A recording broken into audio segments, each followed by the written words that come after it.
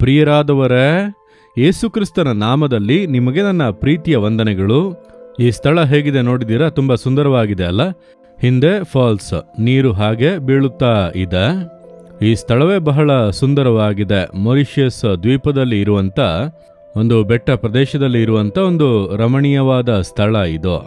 ಸರಿ, ಈ ದಿನದಲ್ಲಿ ದೇವರು ನನಗೆ ಯಾವ ವಾಕ್ಯವನ್ನು ಇಟ್ಟಿದ್ದಾರೆ ಎಂಬುದಾಗಿ ನೀವು ಆಸಕ್ತಿಯಿಂದ ಕಾದಿರಬಹುದು.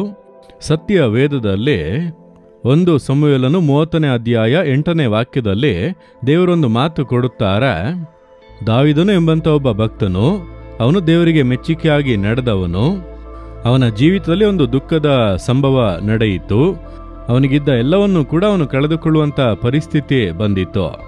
ಶತ್ರುಗಳು ಬಂದು ಅವರ ಎಲ್ಲ ವಸ್ತುಗಳು, ಅವರೆಲ್ಲ ಕುಟುಂಬ, ಹೆಂಡತಿ, ಮಕ್ಕಳನ್ನೆಲ್ಲ ಸೆರೆ ಹಿಡಿದುಕೊಂಡು ಹೋಗಿಬಿಟ್ಟರು. ಎಲ್ಲವನ್ನು ಕಳೆದುಕೊಂಡಂತಹ ಪರಿಸ್ಥಿತಿಯಲ್ಲಿ ಜೊತೆಯಲ್ಲಿದ್ದವರು ಕೂಡ ದಾವೀದನ ಮೇಲೆ ದೋಷ ಹೊರಿಸುತ್ತಾರೆ. ನಿನ್ನಿಂದಲೇ ಈ ನಷ್ಟ ಎಂಬುದಾಗಿ, ನಿನ್ನಿಂದಲೇ ಈ ಸಮಸ್ಯೆ ಎಂಬುದಾಗಿ.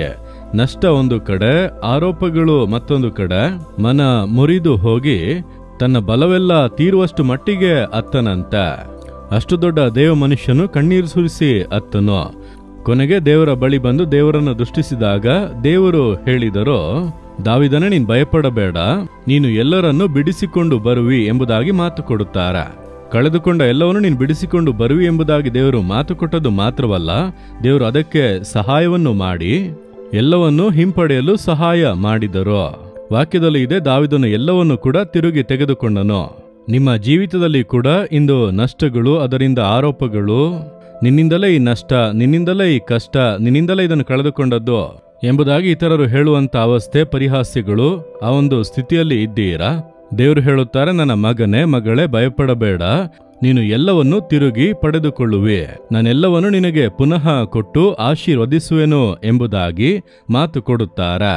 ತುಂಬಾ ಸಂತೋಷವಾಗಿದೆ ಅಲ್ಲ? ನಮ್ಮ ಜೀವಿತದಲ್ಲಿ ಕಳೆದುಕೊಂಡದನ್ನೆಲ್ಲ ಪುನಃ ಹೊಂದಿಕೊಳ್ಳಲು ಶಿಲುಬೆಯಲ್ಲಿ ಎಲ್ಲವನ್ನು ಕಳೆದುಕೊಂಡವನಾಗಿ ಯೇಸು ತೂಗಿದನು. ವಸ್ತ್ರವನ್ನು ಕಳೆದುಕೊಂಡು, ಶರೀರದ ಬಲವನ್ನು ಕಳೆದುಕೊಂಡು, ರಕ್ತವನ್ನು ಕಳೆದುಕೊಂಡು, ಎಲ್ಲವನ್ನು ಕಳೆದುಕೊಳ್ಳುವುದಕ್ಕೆ ಶಿಲುಬೆಯಲ್ಲಿ ಒಪ್ಪಿಸಿಕೊಟ್ಟದ್ದು. ಎಲ್ಲವನ್ನು ಕಳೆದುಕೊಂಡ ನಮ್ಮ ಜೀವಿತದಲ್ಲಿ ಪುನಃ ಎಲ್ಲವನ್ನು ಹಿಂತಿರುಗಿಸಿ ಕೊಡಲು ನಿಮ್ಮ ಜೀವಿತದಲ್ಲೂ ಕೊಡುವರು. ಇಂದು ಯಾವುದನ್ನು ಕಳೆದುಕೊಂಡಿದ್ದೀರಿ?